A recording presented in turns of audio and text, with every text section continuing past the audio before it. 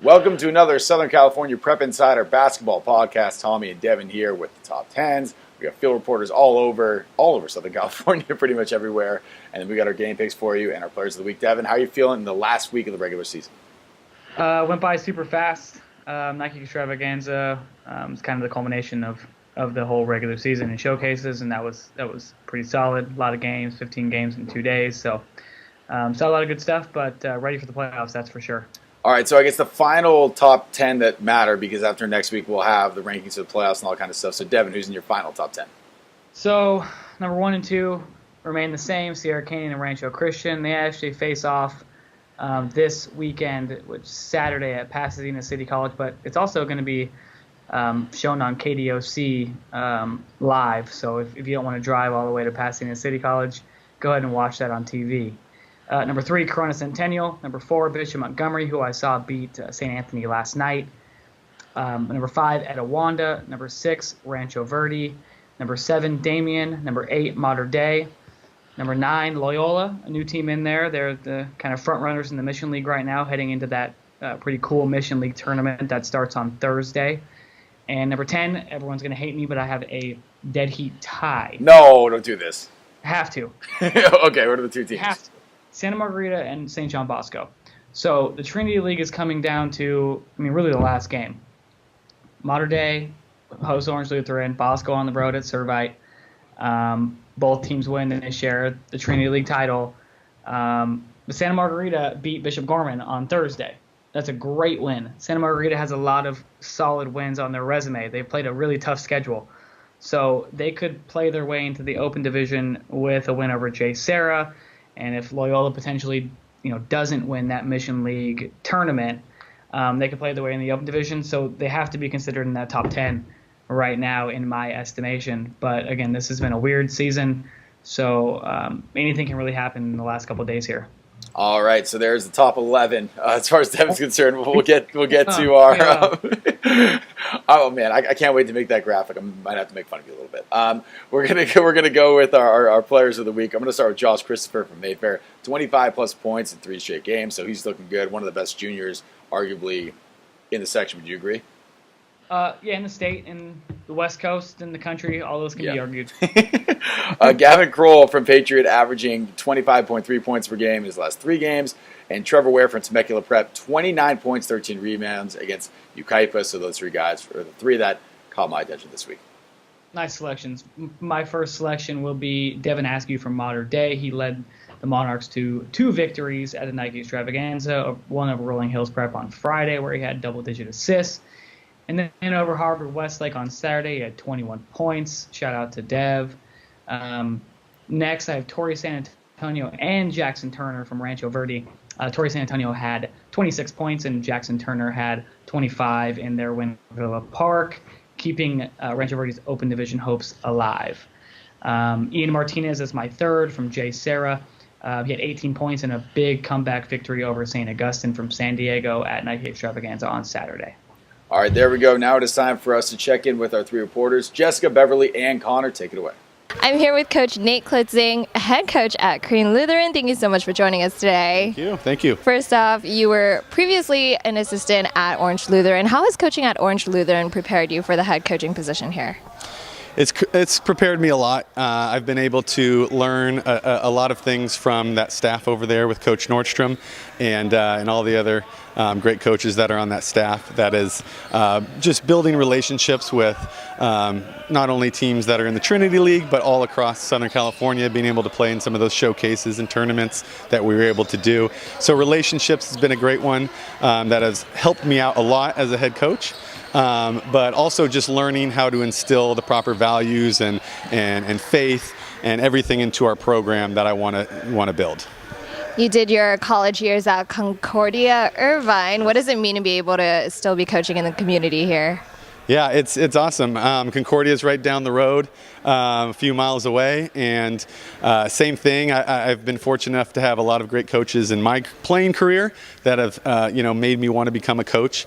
Coach Ken Ammon, who's at Concordia, who's still there, was my coach, and he was just great in instilling a lot of the fundamentals and the values and the things that we still do on the court that I teach as a coach. So it's great having him as now a colleague, so to speak, that I can go to and refer to, but it's been great all the way. Earlier this season, we spoke about the transition to the new Empire League. Now that you have a couple of league games under your belt, how has it been? Yeah, it's been a great league to go into because it's the step that we wanted to take moving forward here at Crean Lutheran, to be able to play against competition that is going to challenge us day in and day out. And that's been something that we've been wanting to continue to build upon of past years' successes as a program here in basketball at Crean Lutheran, and that's something that we get to play every single night in and night out in our Empire League. Is a game that we got to be prepared and ready for, because there's a lot of coaches that have been there forever and have done a great job and had success at every level. And so, you always got your work cut out for yourself when you're going into an Empire League that has those traditions every single year. There are only a couple of games left in the regular season. How would you reflect on your first season here? Yeah, it's been a year of, we've had some ups and downs. We've had some injuries that have at sometimes slowed us down a little bit. But all in all, I'm proud of our guys. I'm proud of the way our team has bounced back from all kinds of different adversity throughout the course of the year. And that we've stayed afloat, and we played in some great tournaments against some really good teams that have prepared us for our new Empire League. And so those things have all been a success. I have great players and great families and people that I get to continue to build and share with here at the school. It's been fantastic support, and so all things I could just ask for. So it's been great. Well, thank you so much for joining us, and we wish you the best of luck. Thank you, Beverly. Appreciate it.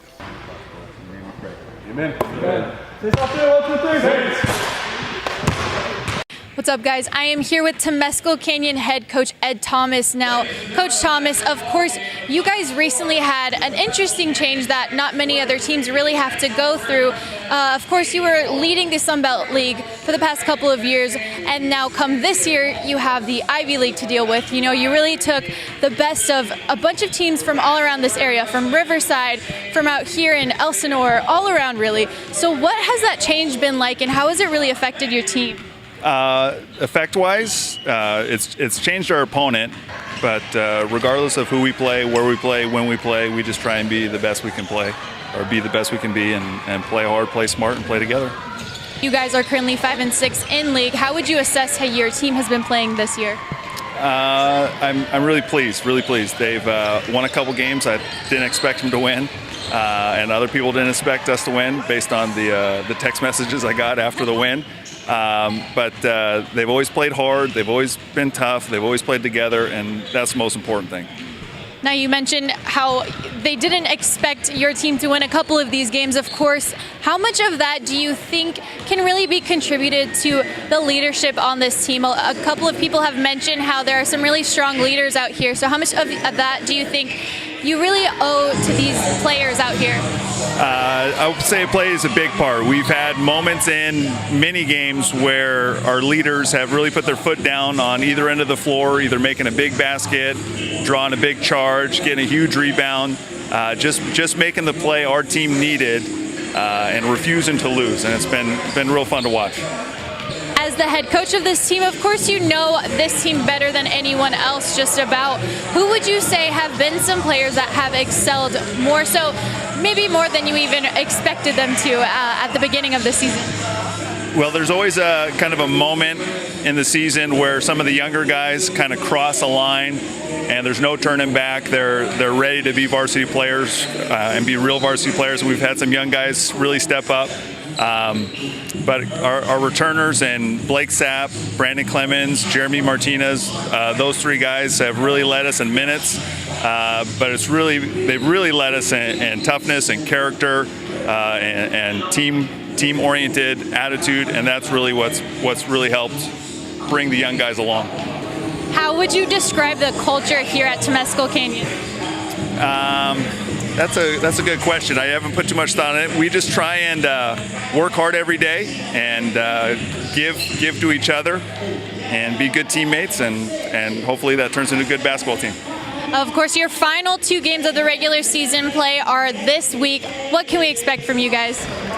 You can expect us to play hard, play smart, play together. One of our opponents is very good. Another one is our crosstown rival Elsinore, and they are always well coached. They always bring toughness. They have set the kind of the standard for what you need to do to win games in this valley for a long time, along with a couple other programs. And so anytime you take the floor against them, you're in for a test. And so looking forward to that one as well. Yep, I'm looking forward to it. Thank you so much for your time, Coach. Thank you.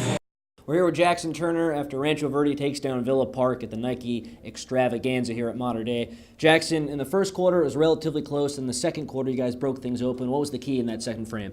We let them score too many points in the first quarter. They had 16. We pride ourselves on defense. 16 points is too much in one quarter. So we had to pride on defense before scoring. Defense leads to scoring, so that's what we had to do. You mentioned the defense, and it's something that's been a big part of this team all year. Only to have 4 losses all season is incredible. How are you able to stay so effective defensively every possession? We just practice. That's what we key and practice every day. Defense. We go over the other team's offense every day, depending who our opponent is. So we pride ourselves on defense. We do lots of defensive drills before offense, and then defense leads to offense, like I said, so it's pretty simple. The team is having a great year. What do you need to improve on once playoff comes to get over the top and try to get a championship? I think better communication.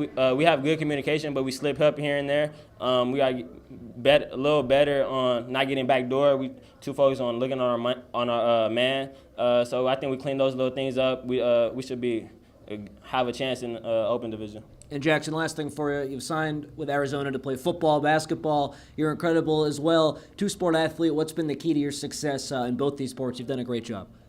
Just time management. I got focus on basketball and football at the same time, so that limits out partying, all that other stuff, hanging out and stuff. So it's pretty good. I stay in my books. So football and basketball, I love both sports. I look forward to actually playing at Arizona both sports, so it'll be very interesting. Jackson, thank you so much. Thank you. Appreciate it. Devin, thoughts on Rancho Verde?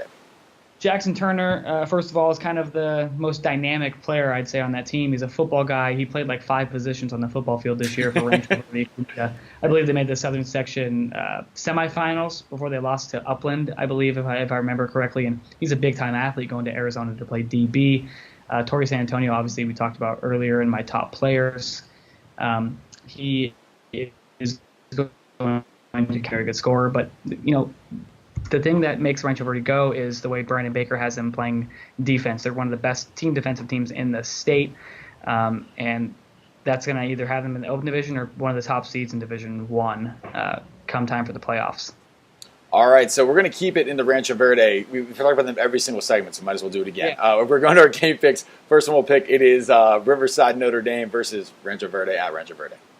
Okay, so after all this talk about Rancho Verde being so great, I'm picking Rancho Verde. I'll be the arbitrarian here. I'll go the other way. I will go contrarian. Sorry, not arbitrarian.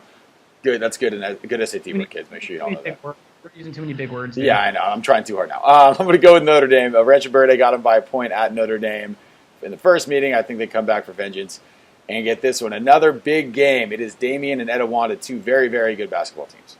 Yeah, Baseline League showdown. I'm going Etiwanda in this one. I think, again, defense is gonna be the difference here.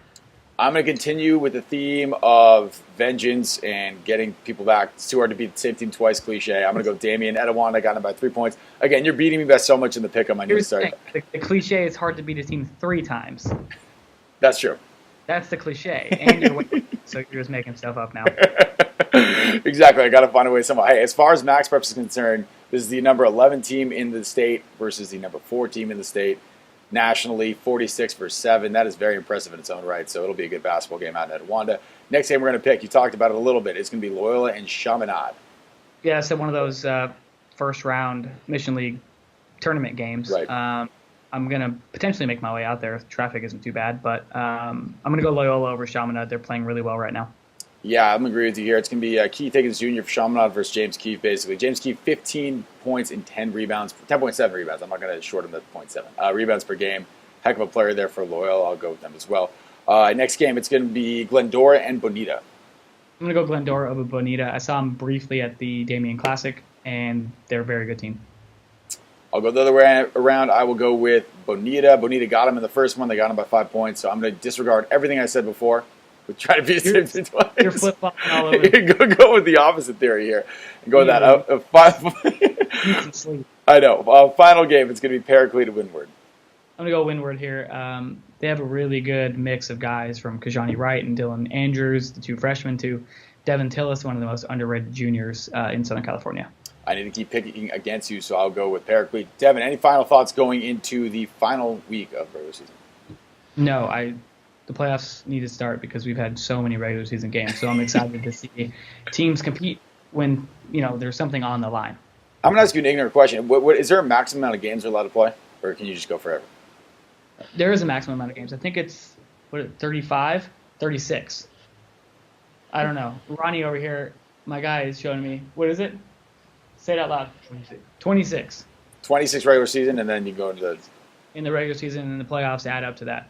That is a lot of basketball for these kids and a lot of basketball for you to watch. Thank you so much, Devin. And next week we got playoffs, so we're going to do all predictions next week. Are you ready for that? I'm ready. I'm always ready. Devin's always ready. All right, we will see you all next week with the playoffs.